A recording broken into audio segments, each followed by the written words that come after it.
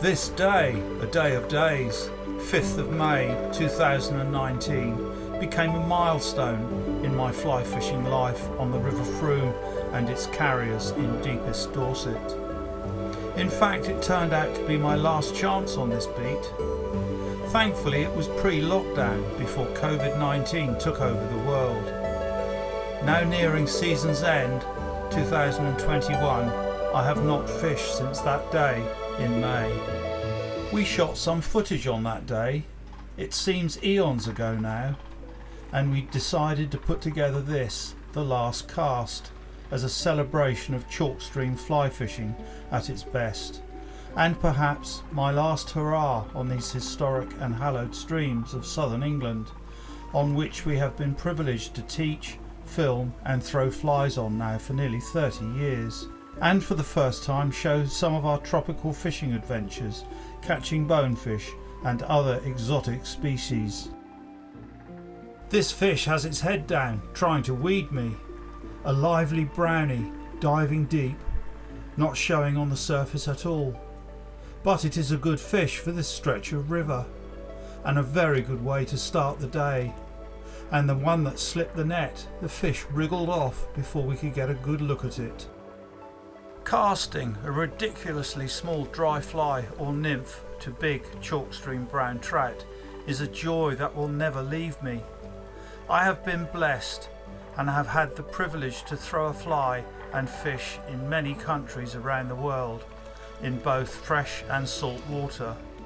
It has always amazed me that I got to do it and could do it, and I found I could teach others to do it too. To lure a wild fish to my artificial fly is my ultimate in pure angling experience. I will always cherish these experiences. One fly, one fish, one angler. I cannot begin to explain how much pleasure fly fishing the River Froom has afforded me over many years, as a guide looking after many aspiring fly fishers, and then as a fly fisher who still likes to go fly fishing for himself. There were many times when I got skunked, but the flip side of that was many red letter days when the fish threw themselves at my fly.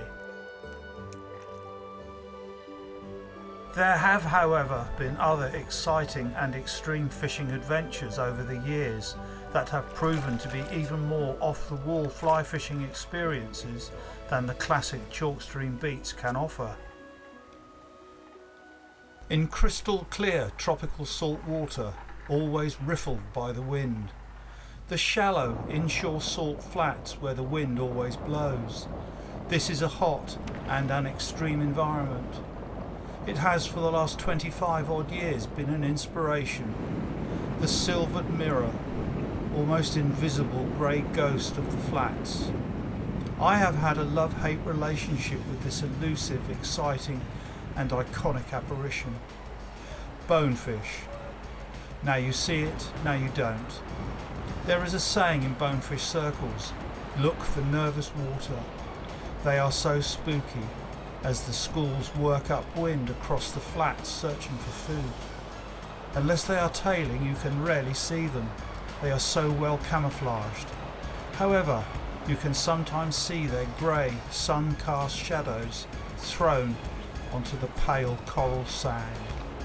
And then there is the permit, another altogether more elusive and spookier fish than the bonefish. I have hooked a few over the years, but never been able to bring one to hand and complete the catch. I have unfinished business with them, but I doubt now whether I will ever tick them off my bucket list. They tantalise you with their big waving black forked tails and sharp dark dorsal fins and seemingly vigorous feeding habits. Slowly stalk a school of big permit and throw your best imitation to them, and they flee for the horizon. Well, that is what regularly happened to me. It was such a frustrating privilege to actually see all this happen live in front of me, and then re-watch it all back on tape. They can and do tie you up in nervous knots. I caught my first bonefish on Cuba in 2004. These few grainy images are the only record I have of those first few fish on that memorable day. I wasn't disappointed. They lived up to everything I'd ever been told and read about this wonderful fish. This is the fly I caught my first bonefish on, a size 8 self-dressed orange Crazy Charlie. In the clear water I cast about 20 yards and watched as the bonefish arrowed in on the fly as it sank to the sand in 3 feet of water. 2 short strips, the fly lifting puffs of sand off the bottom did the trick. A solid thumping hookup followed by a fight that brought home to me the stamina and strength of these amazing fish. Talk about a kid in a candy store. And then on Eleuthera in the Bahamas, 2005, Jane and I spent nearly 3 weeks filming and stalking the grey ghost, and eventually caught lots of them. We did this trip without a local guide, just to prove to myself that I could do it on my own. We rented a chalet at a comfortable inn with an excellent restaurant, hired a rust bucket of a 4x4 Jeep, and took off every day to explore the island and the flats fishing. And now we could film a bonefish hunt for the first time. What a buzz that gave us.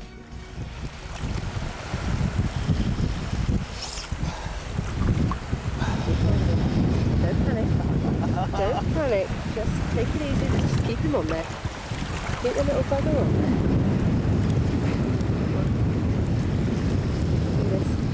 This is the $5,000 fish. Just keep going.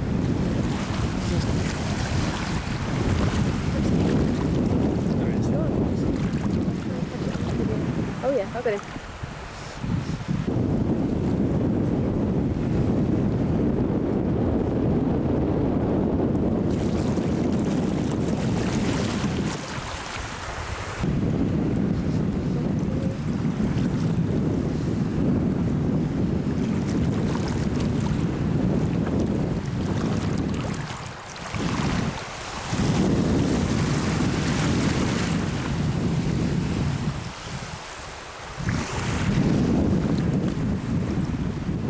Not a big fish, but this was my first unguided bonefish. So it's a small fish, but Right. That's right. it's a bone. Bonefish. You have to still as well. Yeah. I'll have you drop everything. Just keep banging them off. Okay. Well, tell me when you want to stop videoing. Now you see it, now you don't. Chasing shadows across the sand. Once you have stalked and deceived a bonefish to hoover up your fly, and you strip strike to set the hook, after a moment or two of bewilderment and confusion, they take off and are blisteringly fast across the skinny flats. Some you bring back to hand, some you don't. That is all part of the thrill. Wow! Once hooked, they speed across the flat. A good fish will speed away across the shallow waters so fast that before you know it, and with rod held high, your 35-yard fly line is through the tip ring, the backing still screaming off the reel. 50, 100 yards, and they still keep going. Surely to catch a bonefish must be on every fly fisher's bucket list. Just want to get some line back now.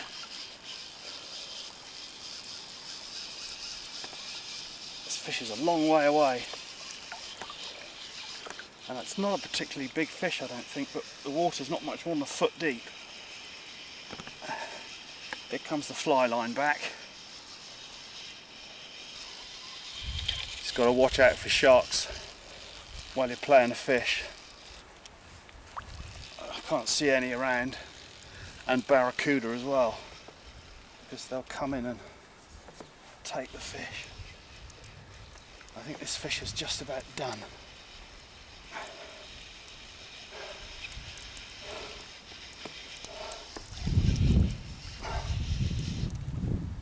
There he's just about 25 yards away now. It's not a big fish. I think that long run he made is done for him. That's a reasonable fish. About 2 pounds. Look at the strength of this fish.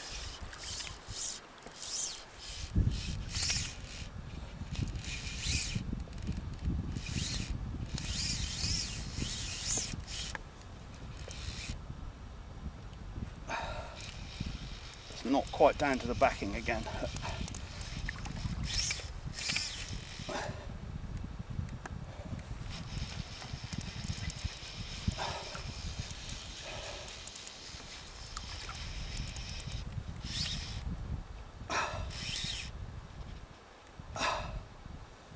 Fish swimming past us here while I'm playing this fish. Oh, lovely sight, that bend in the rod against that wonderful blue sky. Fish might have one more run in him, so we've got to be aware.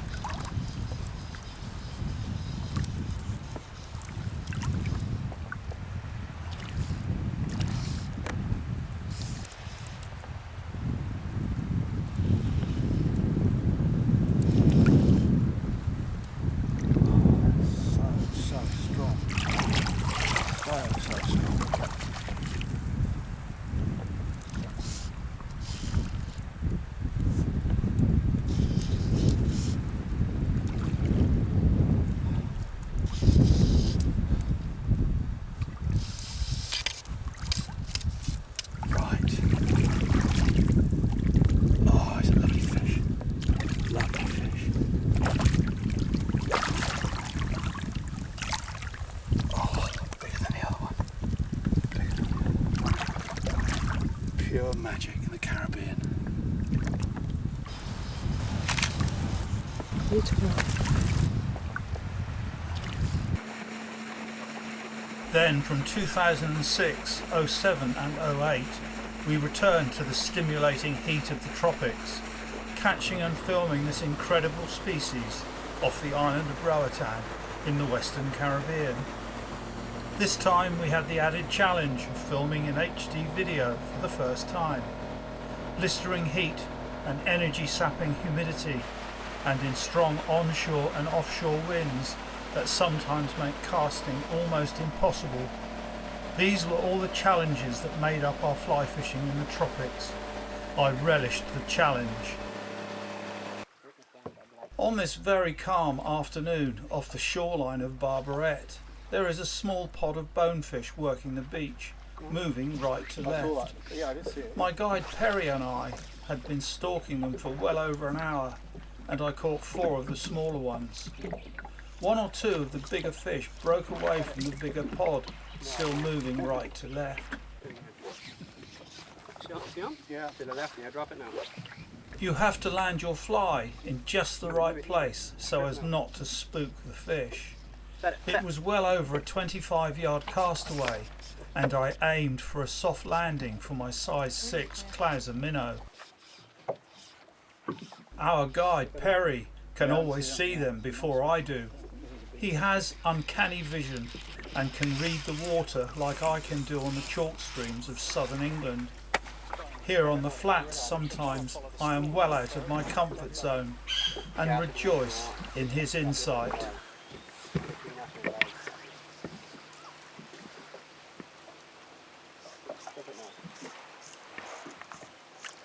Set it.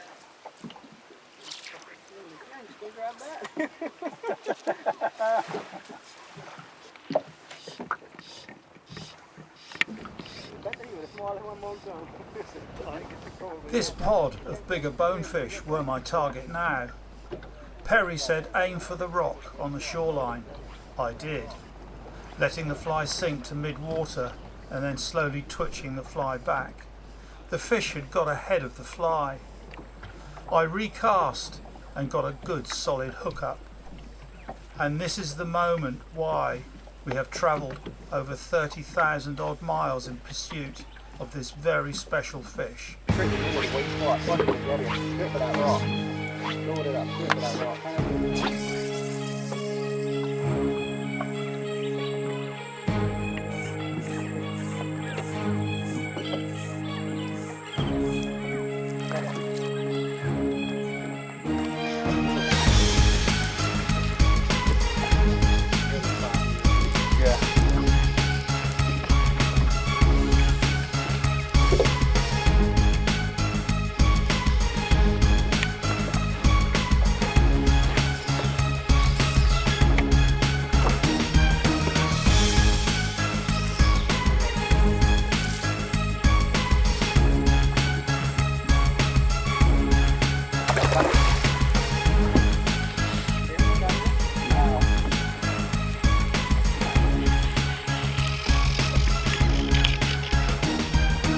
That's a stonker. That's one of the bigger ones, isn't it, Harry?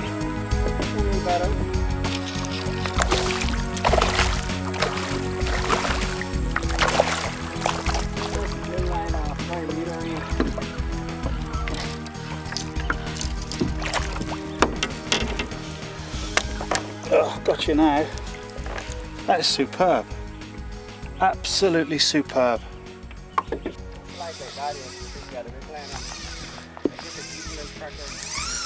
Darn near to the backing again. That's the second time. He's got more line out than he had before. He's in the backing. Getting stronger instead of weaker.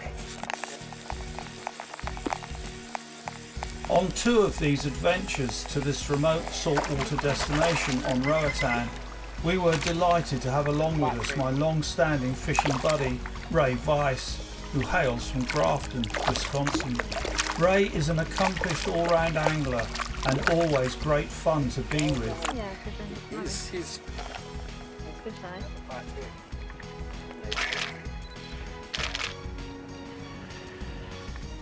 he did his job. You point him this way, right? We have fished together many times on the hallowed chalk streams of southern England, where we have caught many memorable brown trout on the dry fly and the nymph. Strong fish.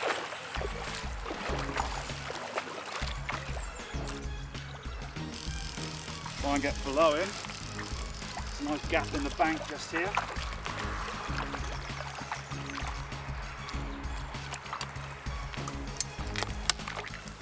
Get the net ready.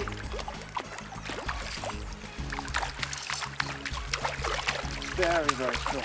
Very, very strong. And he's ours.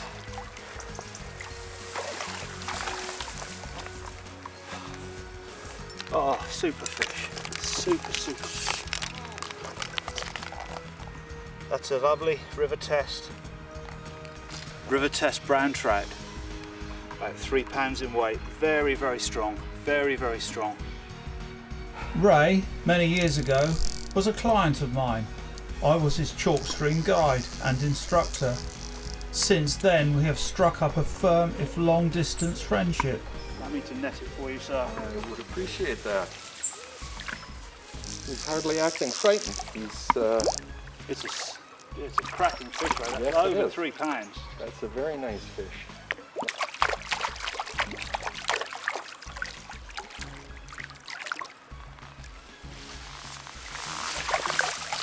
Very good, thank you, sir.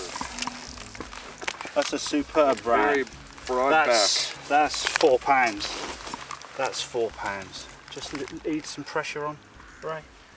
That's it. Well done. What's your name? Very good.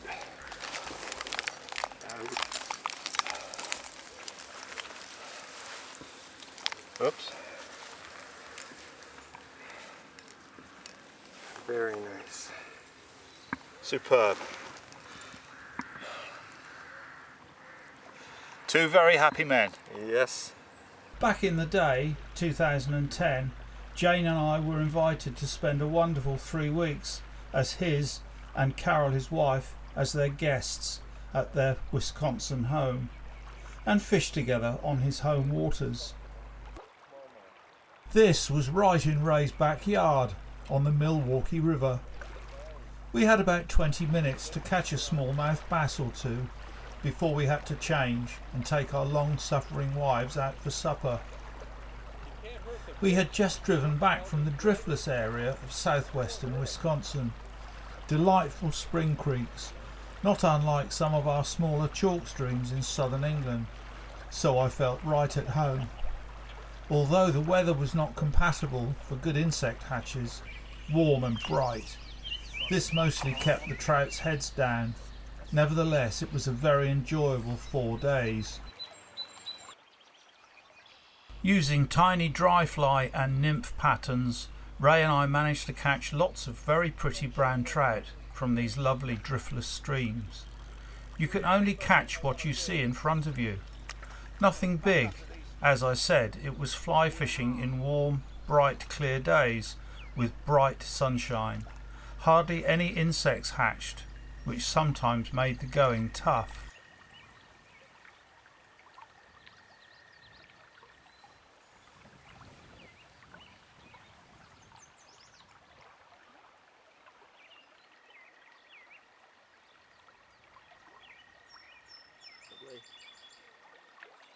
And Ray, that's a superb fish. Well done. I think I should put him back Absolutely, so he does. yeah. Absolutely. You just hold by the tail a little bit. Yeah, just cradle, hold him by the tail, and as soon as he's ready, he'll go. He's going already. That's it. He's not, very, very strong. Very, very strong. He was larger actually, holding him, than what he Absolutely, looked out there. Yeah, that was good 4 pounds. Deep, deep. Around 4 pounds. Well done. Well, that's what I came for. Along Really with pleased seeing for you. Yeah, really pleased for you. Oh, it's yes. really nice. Really nice. To finally catch one where I saw the whole process. I saw Sure, the fly yeah. land, I saw it go towards him, and he didn't In hesitate. many ways, you fish a lovely clear stream like this, it's like fishing in an aquarium. It is. Yeah, because it's I all, enjoyed the walking and watching as Sure. much as the it's catching all, itself. all laid out in front of you. It's brilliant. Yes, it is. Let's go catch some more. Let's do it. From chalk streams to bonefish and brown trout to the flats of the tropics.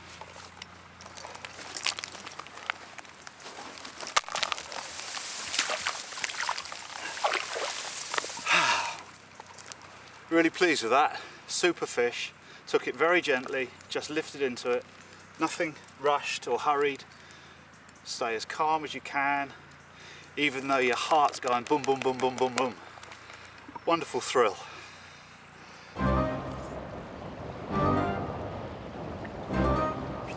Meanwhile, on the flats of Roatan, stalking the grey ghost, I get a firm hookup and the battle is joined. There's the take. Lifetime memories are made of this. All those years ago, when I was his chalk stream guide, it was Ray who over lunch in the pub was instrumental in telling me about bonefish. That I eventually caught some is largely down to him. They did not disappoint. A big tick off my fishing bucket list.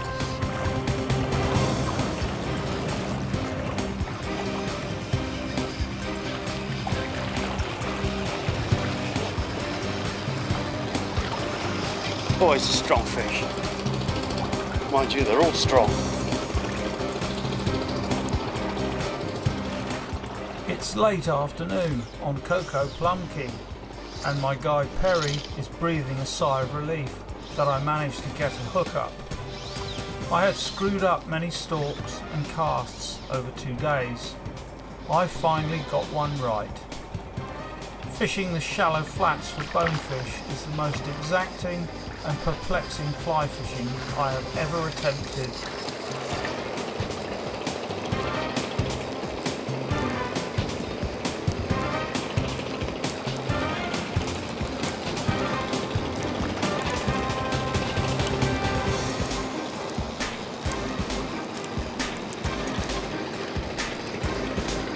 Back quite easy now. You've got to be aware because he's probably going to take off again. Around to the right.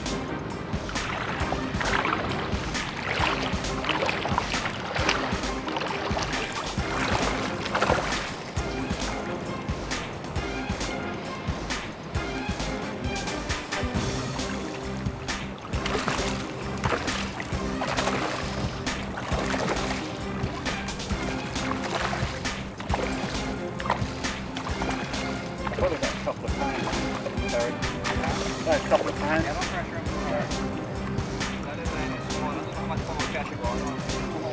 Yeah, I know, yeah.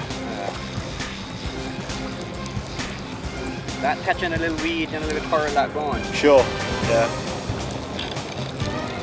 Watch, okay, land is into you. Yeah, I can see it. Like that one. It's a little bit bigger than I thought. Beautiful fish. Watch it for that color. Beautiful fish.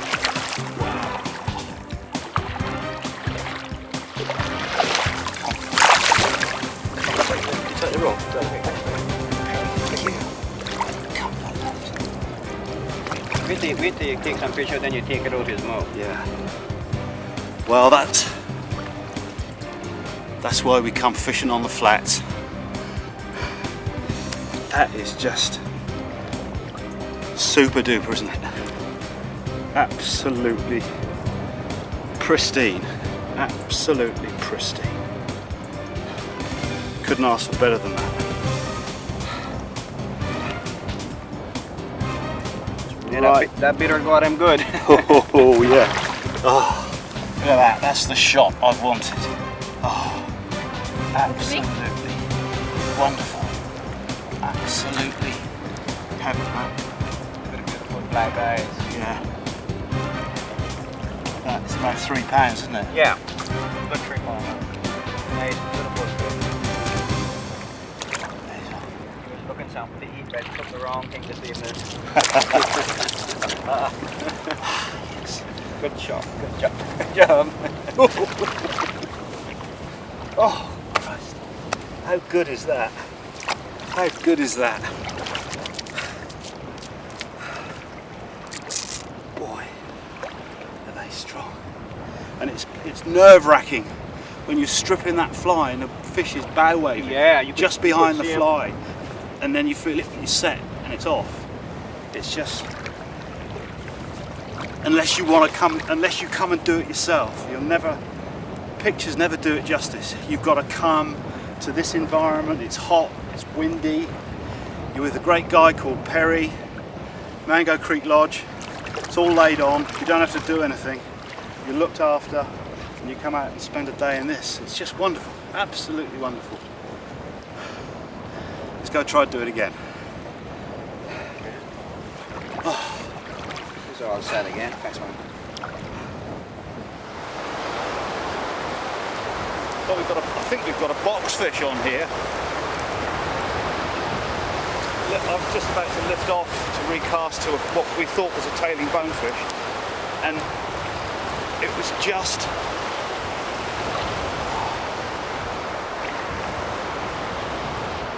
and they're quite amazingly weird fish, but they're also very strong, and Ray has got a hook up, I think.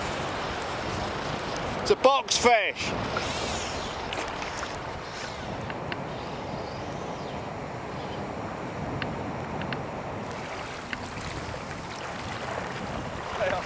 They are really quite strong, these box fish.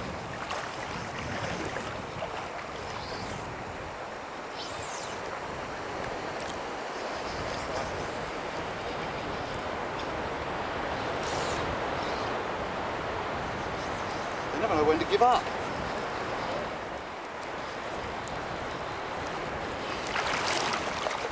Coming right behind us.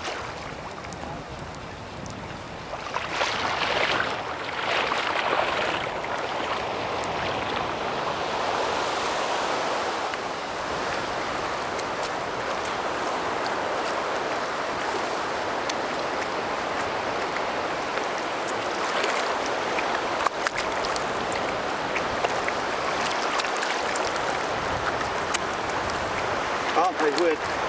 Perry, are they okay to lift up?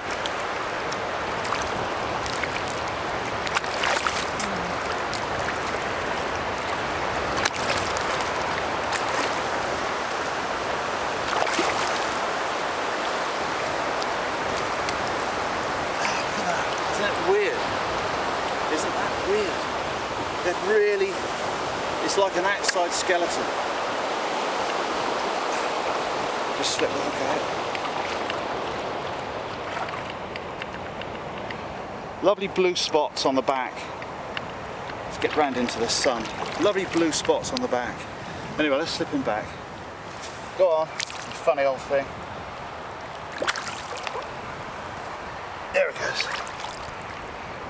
When the tides are wrong for fishing the flats, there were other methods to try. Light tackle, streaming a free-line live sardine. Fishing inside the offshore reef for big mutton snapper, grouper and large houndfish, some of which might just break a world record. And then a barracuda might grab the sardine and lead you a merry dance. I will just wait, because I don't want to get cut off again. Oh, wow! I wanted to do this yesterday with you guys, but I was scared to ask you because I said, no, maybe Yeah, this is good fun. And it shows a different aspect of what's available at the That's lodge. what I like. Absolutely. Here he goes again. This was one of the best fishing sessions I'd ever been part of, Here he goes again. and it was great fun to share it with Jane, whose wonderful images allow me to relive it now. And of course, having my buddy Ray with us too was special. Wow! How about that? That's one angry snapper and one happy angler. There were times when I was fighting these big exotic predators, when my mind wandered back to my roots and how far I had travelled since those far off days, back in the late 1950s and early 1960s, when I first cut my fishing teeth. The same fish, you think? I don't know, this one seems a bit bigger. Bigger. This is a bigger fish. I was about 8 when I first went fishing, using a hand line, but caught nothing. Digging ragworm for bait at low tide meant I learnt about how the moon controlled the local neaps and spring tides and its endless phases. I was an extra in a film starring Norman Wisdom, Millicent Martin and Richard Bryars. This was in 1961. I was 11. It was filmed in Southampton Docks. The girl on a boat. 4 days at £2 a day. I could hardly say it was work, but I could now afford to buy my first fishing rod, reel and line. Big bonefish. Brilliant.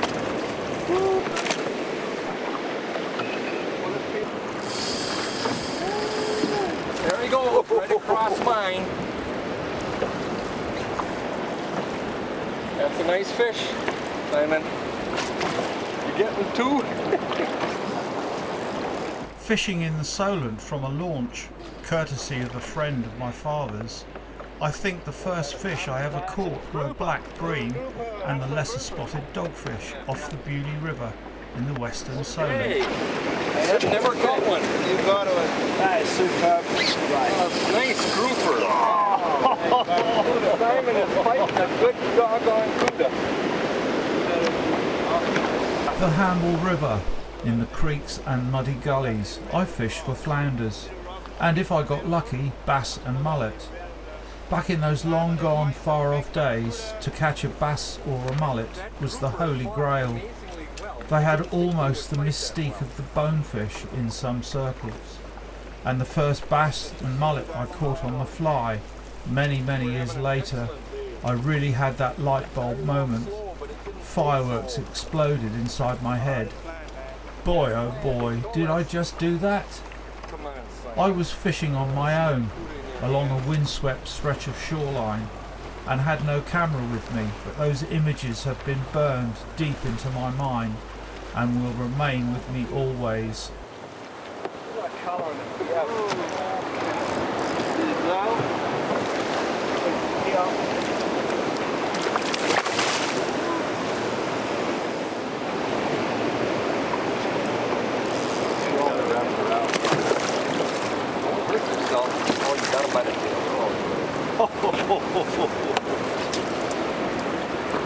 What a fish. What a fish. 15 pounds. Under the gill, grab under the gill first. Under the Put your gill. hand right in his mouth. The middle of the two gills, see? The middle, like this, like this. See how my hand is? Yes, like that. Yes, like that. With a good tight grip on his tail. Yeah. You dream about days like this. Absolutely superb. And it's very heavy. It's about 15, 16 pounds. Yeah. Not quite as big as the one Ray had earlier on today, but that is the biggest, I think, probably the biggest cuda I've taken, especially on light tackle. That's superb. Let's get it in the water before you die. Yeah.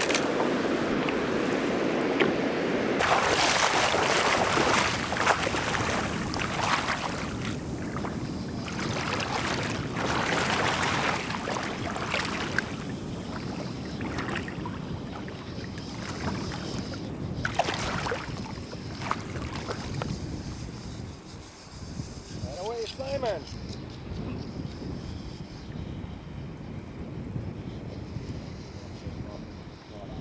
Boy, what a fabulous run that was. Well over 100 yards. Just took off across the flat. Probably going to go again in a minute. Probably got another run in him. I don't think it's a big fish, but I actually saw him turn and follow the fly as I was stripping, and bingo, we got a hook up. Oh, it's not a bad little fish. Here he goes again.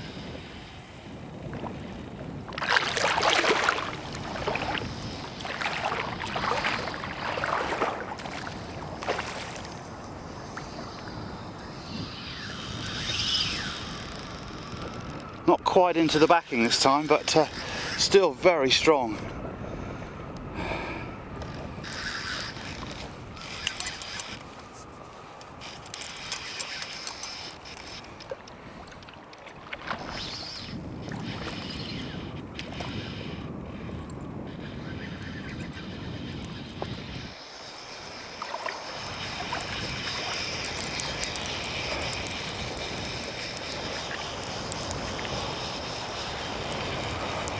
That feels really good.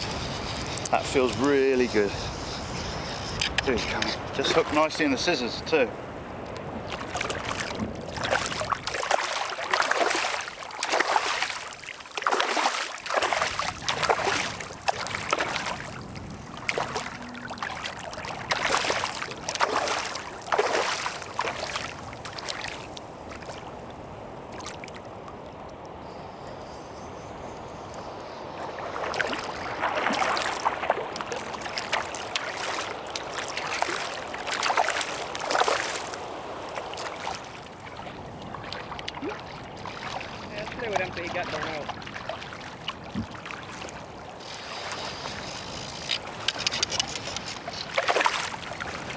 Come on, one little beauty. That's not a bad fish. That's not a bad fish. How about that? How about that? That is a stonking Hold him up, fish. Simon. That is an absolute corker. An absolute corker. Right behind him, the school. Yeah. How about that? It's our last morning, and that is a Ross Key bar of silver. Superb. Absolutely superb.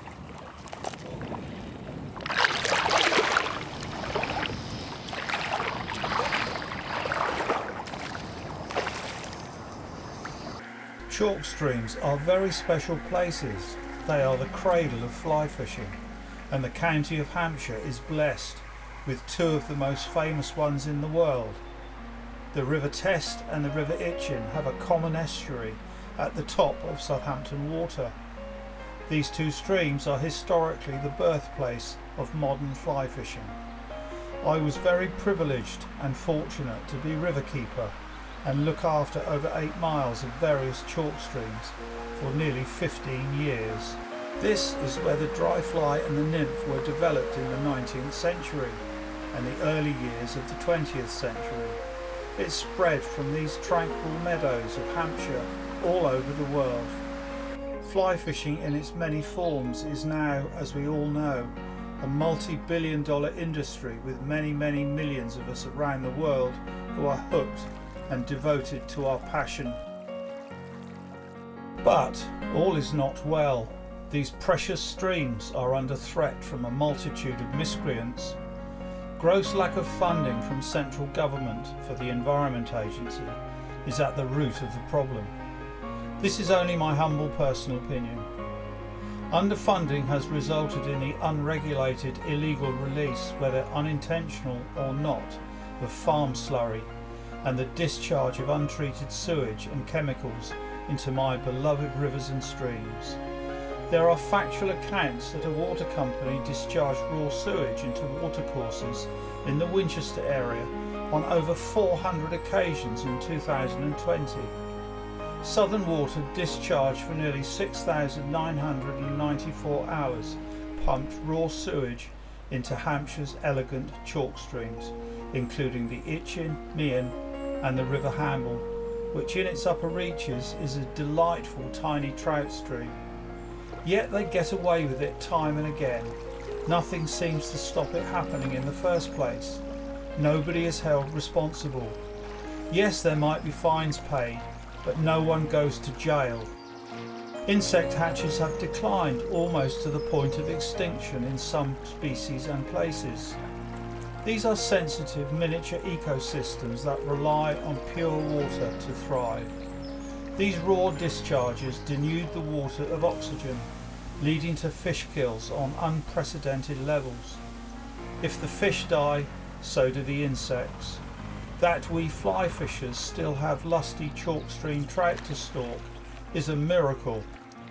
I read about instances of haphazard tree felling by the Environment Agency along riverbanks, all in the name of flood defence. It has been described by some as a scorched earth policy. Thank goodness most chalk stream beats are on private land and are looked after by kinder hands. I caught some of my first wild brown trout on the miniature upper reaches of the delightful Froome. Hallowed water indeed. As a young boy in the 1840s and 1850s, George Selwyn Marriott, the Otter, as his peers called him, spent many happy hours learning and fishing here, learning the gentle art of fishing with a fly. It is sad that largely has been forgotten. He became the master dry fly fisher and taught Frederick Michael Hallford all he knew.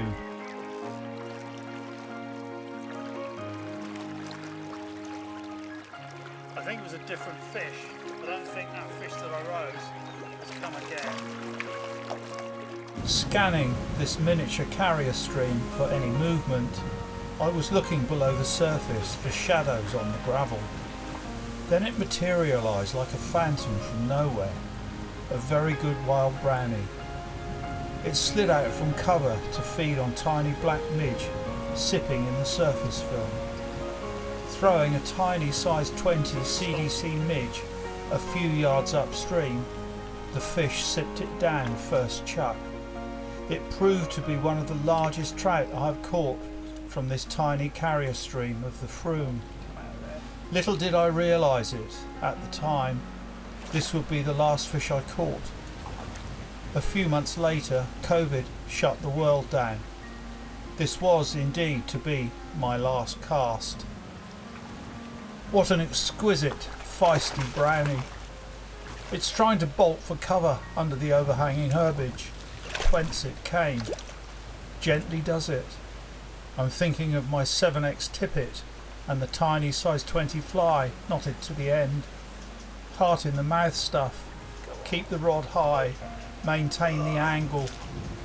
This is the delicate fly fishing I adore. Love it as I do catching bonefish in the tropics. Forget that. This is right up there with the finest I have done. I am experimenting with a miniature HD video camera fixed to my landing net handle to see if I can get some underwater shots of the fish as I release it. As a first effort and limited budget, I am pleased with the results. Job done. That was special. As you can see, the carrier is tiny, not much more than 18 inches deep and barely 4 yards across, with overhanging willow branches and encroaching bankside sedge and reeds. Isn't that beautiful? Super, about 14 inches. It's one of the biggest wild brownies I've had from this stretch of the Froome.